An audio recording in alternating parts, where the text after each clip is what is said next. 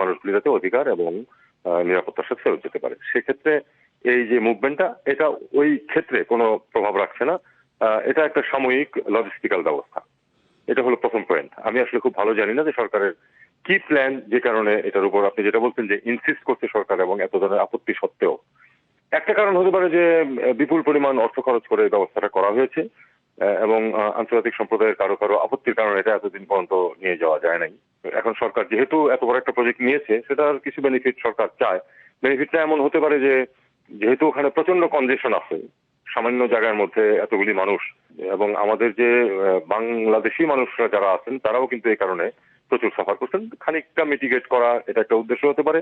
আরেকটা হতে পারে যে কনজেশন যদি খানিকটা কমে তাহলে হয়তো ওখানে কিন্তু প্রশ্নটা হচ্ছে যে মাত্র কয়েক হাজার লোককে এখন নেওয়া হচ্ছে এবং তাদের যে ক্যাপাসিটি সেখানে ভাসানচরে সরকারের লাখখানেক বড়জোর নেওয়া যেতে পারে, কিন্তু সেখানে 10-11 লাখ ইতিমধ্যেই আছে। তো লাখখানেক নিয়ে, তার মানে 10% মতো নিয়ে যে আসলে কি লাভ হবে? আমি যতটুকু জানি এই মুহূর্তে যদিও 11 লক্ষ রোহিঙ্গা বাংলাদেশে আছে, কিন্তু ক্যাম্পগুলিতে সম্ভবত 8 লাখের কম বেশি। যদি ওখানে 1 লাখ নিয়ে যাওয়া যায় তাহলে 12% মতো লোক চলে যাবে। সে খানিকটাও যদি কনজেশন কমে, 10% তো একেবারে কম না। 10% স্থান যদি খালি করা যায়, যেখান দিয়ে একটু মুভমেন্ট হতে পারে, একটু নজরদারি চলতে পারে, সেটা একটু সহায়তা করতে পারে। তবে আমি যেটা মনে করি যে ক্যাম্প থেকে যাচ্ছে, ক্যাম্পে তো বেশিরভাগ মানুষ থেকে যাচ্ছে, সেখানে আরো অনেক কিছু করার আছে। সেখানে আমরা জানি যে অপরাধ করতেছে, সেখানে মাদক পাচার, মানব পাচার, অস্ত্রশস্ত্রের ব্যবসা হচ্ছে বলে আমরা জানতে পেরেছি, শুনতে পেরেছি। আমি বলছি না যে এর জন্য শুধু রোহিঙ্গারা দায়ী। নিঃসন্দেহে স্থানীয় লোকজন, কেউ বিভিন্ন অপরাধী চক্র জড়িত আছে যে কারণে এই কাজগুলি ঘটতেছে। সেক্ষেত্রে আরো শক্ত নিয়ন্ত্রণ পরীক্ষা করা দরকার।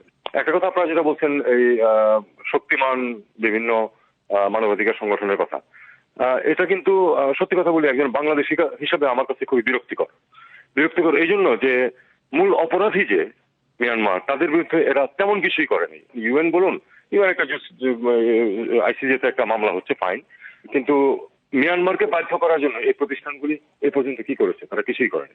এদেরকে বাংলাদেশ কিভাবে ট্রিট করছে সেটা নিয়েই তারা অনেক বেশি কনসার্ন। বাংলাদেশের উপর যে এত বড় একটা বোঝা, এবং বাংলাদেশ যে তারপরেও তাদেরকে যথেষ্ট ভালোভাবে হ্যান্ডেল করছে, সেটা কিন্তু তারা যথেষ্ট অ্যাপ্রিসিয়েট করছে না। এই যে প্রতিষ্ঠানগুলো তারা যেটুকু ব্যয় করেন তার একটা বড় অংশ কিন্তু তাদের নিজেদের পিছনে ব্যয় হয়, যেটা আমরা চোখে দেখতে পাই সামনাসামনি। কাজে তারা স্ট্যাটাস কো যেটা আছে সেটাতে তাদের কিছু স্বার্থ আছে, এটা আমি জানি। কাজে সব মিলিয়ে তাদের ভূমিকার ব্যাপারে কিন্তু সাধারণভাবে একটা অসন্তোষ কিন্তু আছে। মিস্টার হোসেন, কিন্তু বাস্তবতা হচ্ছে যে আপনিও যেটা ইঙ্গিত করছিলেন যে এই সমস্যার সমাধান মিয়ানমারের ভেতরে, এখন সেটার যদি সমাধান করতেই হয় কখনো, তাহলে বাংলাদেশকে একমাত্র কূটনীতির আশ্রয় নেওয়া ছাড়া কোনো উপায় নেই। বাংলাদেশ অন্য কোনোভাবে সেটা পারবে না, এবং সেই কূটনৈতিক যুদ্ধে বাংলাদেশের জন্য জাতিসংঘ বলুন আর এই হিউম্যান রাইটস ওয়াচ বলুন, এদের সহযোগিতা খুবই গুরুত্বপূর্ণ হবে।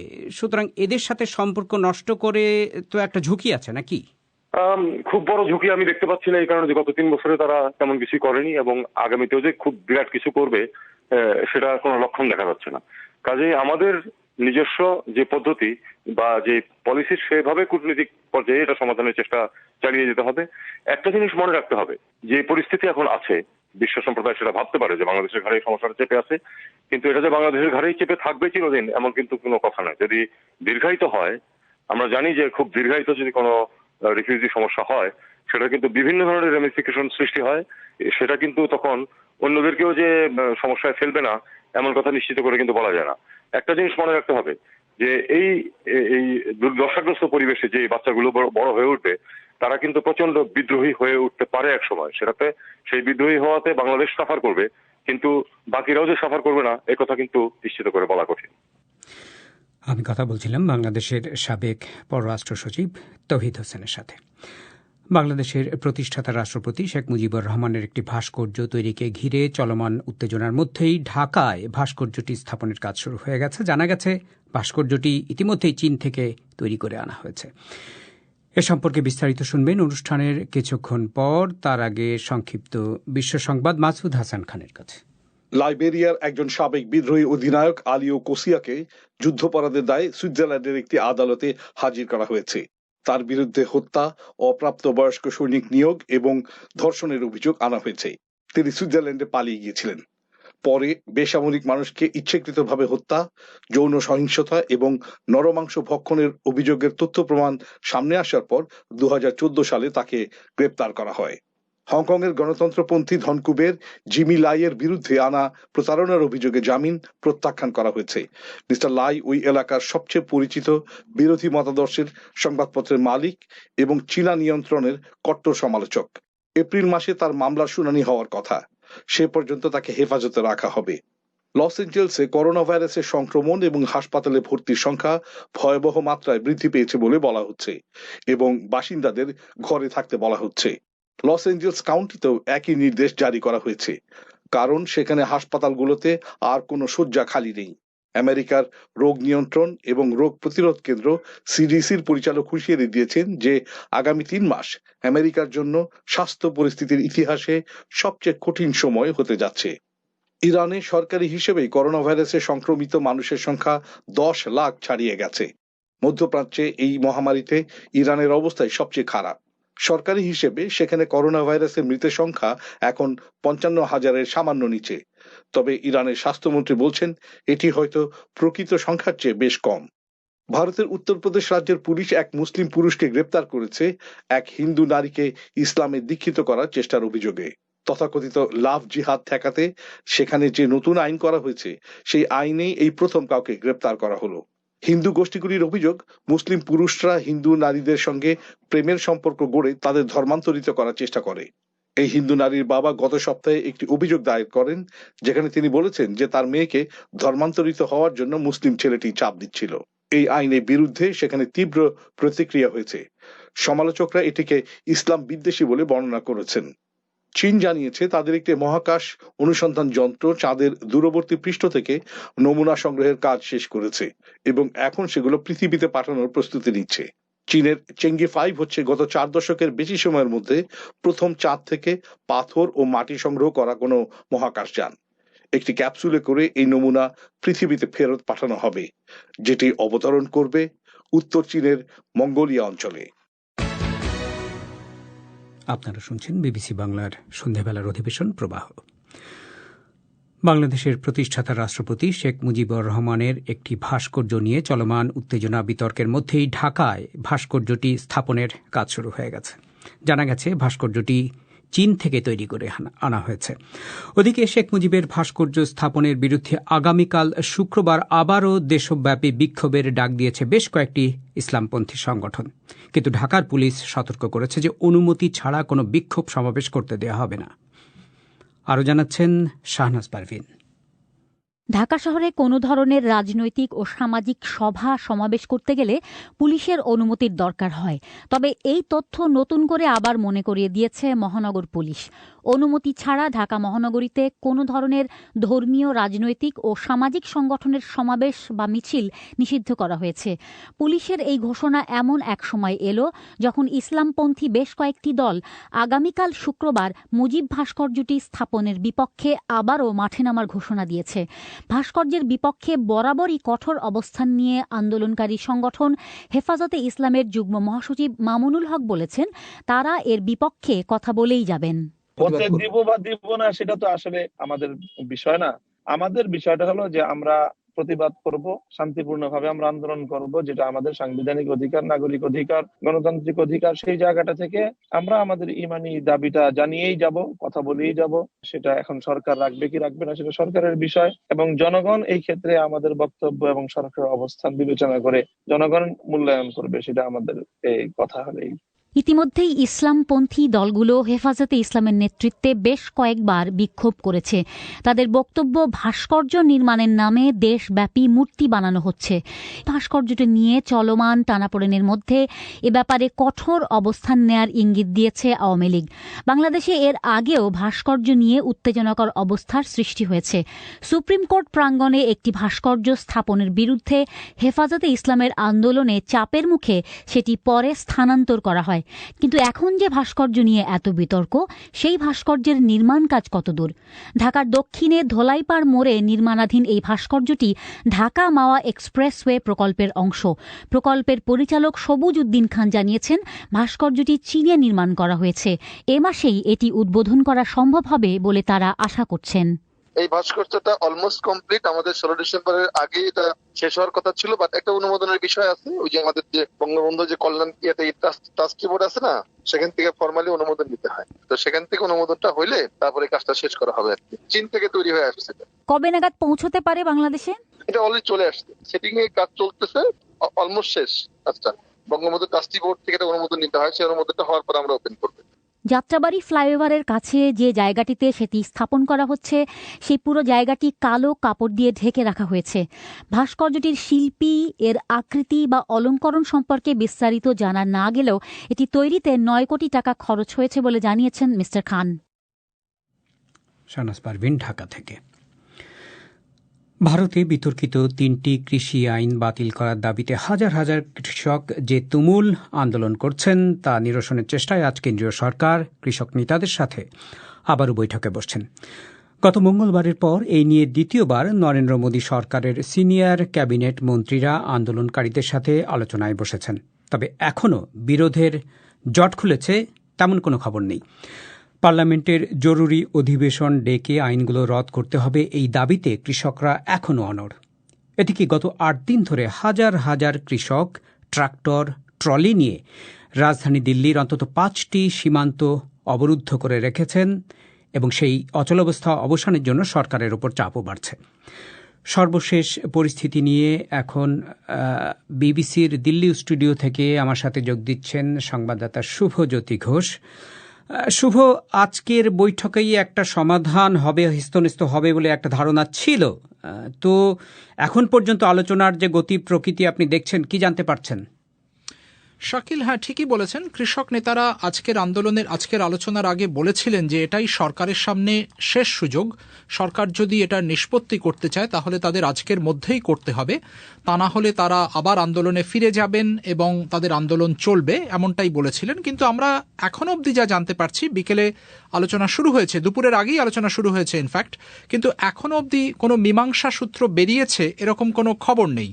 এবং কৃষক নেতারা সেখানে একটা প্রেজেন্টেশন দিয়েছেন আজকে, যে নতুন আইনগুলোর সীমাবদ্ধতা কোথায় সেটা তারা ব্যাখ্যা করেছেন।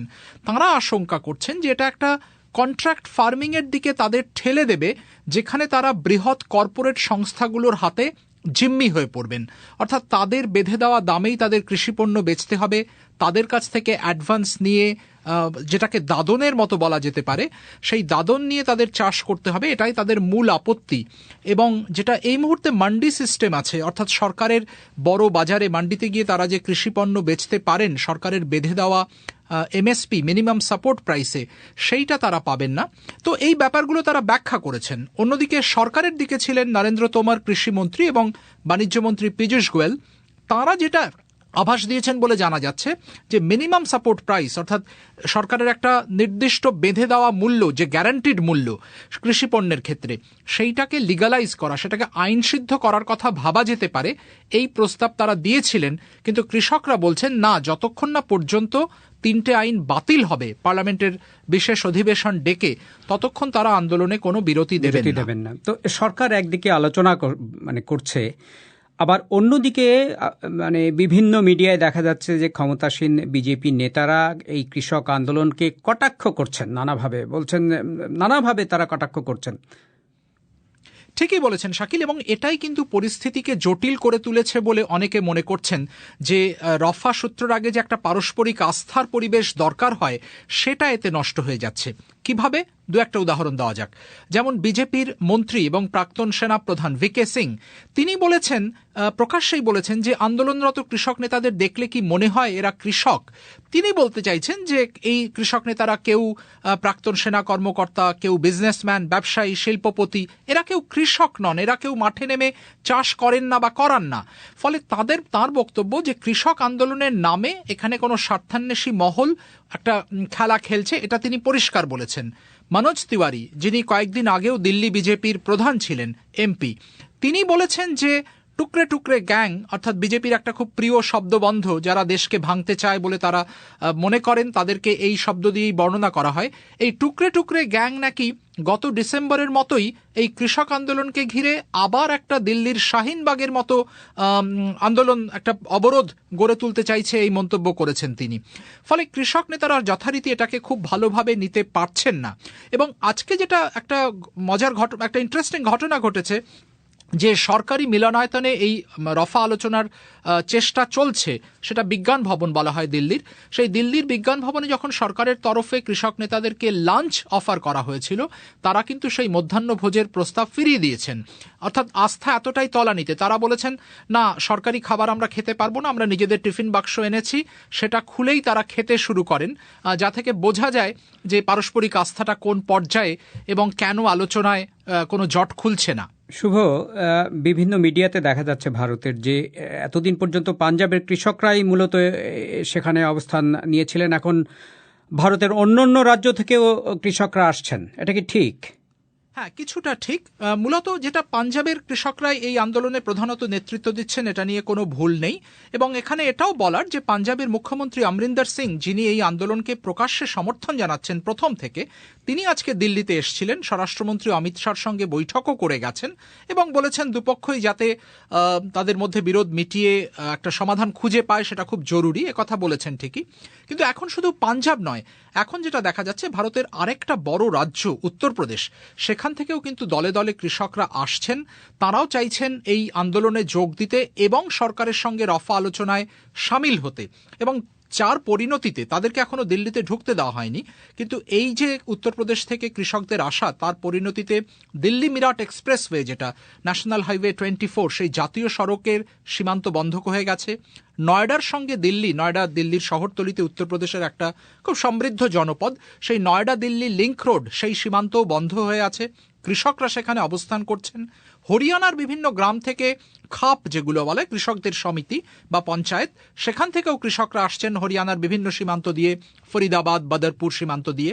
এবং তার ফলে হয়েছে এই অনেকগুলো সীমান্ত এখন অবরুদ্ধ হয়ে রয়েছে এবং অন্যান্য রাজ্য থেকেও কৃষকরা আসছেন। অবস্থা এতটাই খারাপ, সেখানে অনেকের জ্বর আছে এমনটাও শোনা যাচ্ছে। দিল্লি পুলিশ বা এই রাজ্যগুলোর পুলিশ সেখানে বিনামূল্যে কোভিড টেস্টের ব্যবস্থা অবধি করছে কৃষকদের, যাদের শরীরের তাপমাত্রা স্বাভাবিকের চেয়ে বেশি। এবং আরও খবর পাওয়া যাচ্ছে যে বিভিন্ন রাজ্য থেকেও কৃষকরা আসছেন, যার মধ্যে দক্ষিণের কেরালার কৃষকরাও আছেন। শুভ, আপনাকে ধন্যবাদ। শুভজ্যোতি ঘোষ বলছিলেন দিল্লির স্টুডিও থেকে। আপনারা বিবিসি বাংলা শুনছেন ঢাকায়, কুমিল্লায়, সিলেটে। আপনারা যেখানে আছেন বিবিসি বাংলা আপনার সাথেই আছে।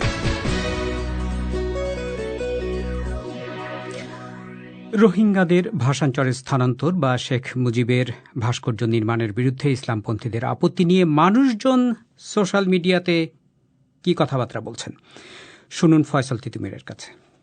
ধন্যবাদ শাকিল। ভাস্কর্য ইস্যুর সঙ্গে সামাজিক যোগাযোগ মাধ্যমে আজ যোগ হয়েছে রোহিঙ্গা ইস্যু, যা নিয়ে নানান আলোচনা লক্ষ্য করা যাচ্ছে ফেসবুক, টুইটার জুড়ে। আর সেগুলো জানিয়ে দিতেই হাজির হয়েছি আমি ফয়সাল তিতুমির, সঙ্গে আছি আমি পারমিতা হিম। ভাস্কর্য ইস্যুতে যে খবরটি আপনারা শুনছিলেন, একরকম মুখোমুখি অবস্থানে সরকার ও ধর্মভিত্তিক দলগুলো। একদিকে যেমন বঙ্গবন্ধুর ভাস্কর্য বাস্তবায়ন পরিষদ গঠন করা হয়েছে, অন্যদিকে ইসলামপন্থী নেতারা বলছেন ভাস্কর্যের ইস্যুতে শনিবার চূড়ান্ত সিদ্ধান্ত জানাবেন তারা। আর এসব নিয়ে কিন্তু পারমিতা মানুষের নানান রকম প্রতিক্রিয়া আমরা দেখতে পাচ্ছি সামাজিক যোগাযোগ মাধ্যমে। যেরকম নাইমুল ইসলাম রনি লিখেছেন, আওয়ামী লীগের উচিত নির্মাণ করা, আলেম সমাজের উচিত নির্মাণ বন্ধ করা। এখন দেখা যাক বিষয়টা কোন জায়গায় গিয়ে দাঁড়ায়। আবার ভিন্ন রকম মন্তব্য আছে তিতুমির। যেমন মুনজাদিদ করিম বলছেন, চেতনা যেমন সাইনবোর্ড, তেমনি ভাস্কর্যও একটা পণ্য। আবার সোহেল রানা বলছেন, আসল কথা হলো দুর্নীতিবাজরা দুর্নীতি করার আর জায়গা পাচ্ছে না, যার কারণে ভাস্কর্যের নামে কোটি কোটি টাকা দুর্নীতি করা তাদের কাজ। শামীম খোকন বলছেন, কোটি টাকা খরচ করে ভাস্কর্য করেন আর গ্রামের রাস্তাঘাট বেহাল অবস্থা। উন্নয়নের পাশাপাশি যা করার করেন তাতে আপত্তি নাই, এই যুগেও কাঁচা রাস্তায় হাঁটতে হচ্ছে। তবে সাইফুল ইসলাম সাইফ প্রশ্ন তুলেছেন, শুধুমাত্র একটা ভাস্কর্য নিয়েই এত আপত্তি? হোসানুজ্জামান সোহেল লিখেছেন, এতদিন পর ভাস্কর্য নিয়ে কেন এত লাফালাফি? ইসলাম ধর্মে আরো অনেক কিছু নিষেধ আছে, সেগুলো নিয়ে তো কিছু হয় না। এদিকে এসবের মাঝেই বিকেল থেকে বিভিন্ন গণমাধ্যমের খবর ঢাকা বিশ্ববিদ্যালয়ের মধুর ক্যান্টিনের সামনে থাকা মধুদার ভাস্কর্যে ভাঙচুরের ঘটনা ঘটেছে। তিতুমির সাথে সাথে তা সামাজিক যোগাযোগ মাধ্যমে আলোচনার বিষয় হয়ে দাঁড়ায়। খবরগুলোতে বলা হচ্ছে মধুদার ভাস্কর্যের অংশবিশেষ ভাঙার বিষয়টি নজরে আসার পর তা প্রক্টরকে জানানো হয় এবং তা মেরামত করা হয়েছে। ঠিক তাই পারমিতা, এবং এটা নিয়েও নানান মন্তব্য আছে। অন্যদিকে রোহিঙ্গাদের বাসে করে ভাসানচরে নেয়ার যে প্রক্রিয়া শুরু হয়েছে সেই বিষয়ে কিন্তু সামাজিক যোগাযোগ মাধ্যমে ব্যাপক আগ্রহ লক্ষ্য করা যাচ্ছে। বিবিসি বাংলার ফেসবুক পাতাতেও এই খবরের নিচে দেখা যাচ্ছে মিশ্র প্রতিক্রিয়া। মোজাম্মেল হক বলছেন, আমার বিশ্লেষণে এটি একটি মারাত্মক ভুল সিদ্ধান্ত। এটি বাংলাদেশের রোহিঙ্গাদের একটি স্থায়ী নিরাপদ আবাস হয়ে গেল। নিরাপত্তা ও নিরাপদ আশ্রয়ের প্রশ্নে যা তাদের নিজ দেশে ফিরিয়ে নেয়ার অভ্যন্তরীণ ও আন্তর্জাতিক চাপকে দুর্বল করে দিয়েছে। অন্যদিকে নোমান মোবারক বলছেন, কারণ কি মানবাধিকার সংগঠনগুলোর বিরুদ্ধতা করার? তাদেরকে তো ভালো জায়গাতেই থাকতে দিয়েছে। আর এমডি ইলিয়াস বলছেন, আসল উদ্দেশ্য হলো ওইখানে রোহিঙ্গা জনগোষ্ঠী স্থানান্তর হয়ে গেলে মনে হয় দাতা সংস্থার কাছ থেকে এনজিওগুলোর সাহায্যের পরিমাণ কমে যাবে। কাজী নাজমুল মাহমুদ তৌফিক বলছেন, খুবই ভালো হয়েছে। ভাসানচরে ওদের থাকাটা স্বল্প সময়ের জন্য হবে বলে আশা করি। তিতুমিরের পাশাপাশি এবার একটা ভিন্ন ধরনের খবর বলি। গাঁজা এখন থেকে আর ঝুঁকিপূর্ণ মাদক নয়, এমনটাই জানিয়েছে জাতিসংঘ। জাতিসংঘ কমিশনে এক ভোটাভুটিতে গাঁজাকে মারাত্মক অবৈধ নেশাদ্রব্যের তালিকা থেকে বাদ দেওয়ার পক্ষে রায় দিয়েছে বেশিরভাগ দেশ। এবং সাথে সাথে এই খবর নিয়েও কিন্তু মানুষের মধ্যে বেশ আগ্রহ লক্ষ্য করা যাচ্ছে পারমিতা। এমনকি বিবিসি বাংলার ফেসবুক পাতাতেও ওই খবরের নিচে প্রায় 1000-এর উপর মন্তব্য আছে। মিরাজুল ইসলাম যেমন লিখেছেন, yes it can be a remedies for muscle pain, অর্থাৎ তিনি বলছেন যে এটা আসলে বিভিন্ন রকম ব্যথা এমনকি ক্যান্সারের ক্ষেত্রেও উপকারে আসতে পারে। তবে রূপক দত্ত আবার বলছেন, গাঁজার জন্য অনেক পরিবার ধ্বংস হতে দেখেছি। অনেকেই মানসিক ভারসাম্য হারিয়ে ফেলেছে, অনেকের অকাল মৃত্যুও ঘটেছে। পান্থ নামের একজন মন্তব্য করেছেন, অনিদ্রা, চোখের অ্যালার্জি, মৃগীরোগ, ক্যান্সার, মাইগ্রেনের সমস্যা সহ আরও অনেক রোগেই গাঁজা ঔষধ হিসেবে কাজ করে, যার ফলে উন্নত বিশ্বের অনেক দেশেই এর বৈধতা আছে। অর্থাৎ এরকম পক্ষে বিপক্ষে নানান মন্তব্য লক্ষ্য করা যাচ্ছে। তবে রকি সাহা বোধহয় পুরো ব্যাপারটার একটা ইতি টানতে পেরেছেন। তার মন্তব্যটা হচ্ছে এরকম, প্রত্যেক জিনিসের ভালো দিক এবং খারাপ দিক আছে। সাপের বিষে মানুষের প্রাণ যায়, আবার এই সাপের বিষ মানুষের ঔষধের কাজে ব্যবহৃত হয়। গাঁজা ক্যান্সার থেকে শুরু করে বিভিন্ন জটিল রোগে ব্যবহার হয়। তাই আপনি ভালো কাজে ব্যবহার করবেন না খারাপ কাজে ব্যবহার করবেন নির্ভর করছে ব্যবহারের ধরনের উপর। তো এরকমই নানান মন্তব্য আছে। আর এসবই ছিল আজকের মতো সামাজিক যোগাযোগ মাধ্যমের আলোচিত খবরগুলোর আপডেট। রবি থেকে বৃহস্পতি আয়োজন আপনারা শুনতে পাচ্ছেন বিবিসি সান্ধ্যকালীন অনুষ্ঠান প্রবাহতে। ধন্যবাদ সবাইকে এতক্ষণ সঙ্গে থাকার জন্য। ফয়সাল তিতুমির, পারমিতা হিম। অধিবেশন শেষ করার আগে খবরের প্রধান অংশগুলো আরেকবার। জাতিসংঘ সহ আন্তর্জাতিক অনেক সংস্থার আপত্তি উপেক্ষা করে কয়েকশো রোহিঙ্গা শরণার্থীকে কক্সবাজার থেকে ভাসানচরে নেওয়া হচ্ছে।